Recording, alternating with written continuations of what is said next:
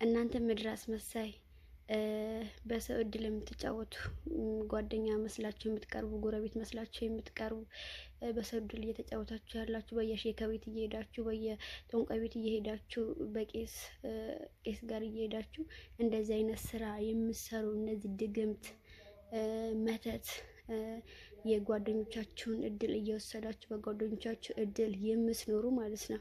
የእውነቴን ነው የምላችሁ። እግዚአብሔር መቼ እንደሚመጣና ፍርድ መቼ እንደሚሰጥ አይታወቅም። ገባችሁ አይደል?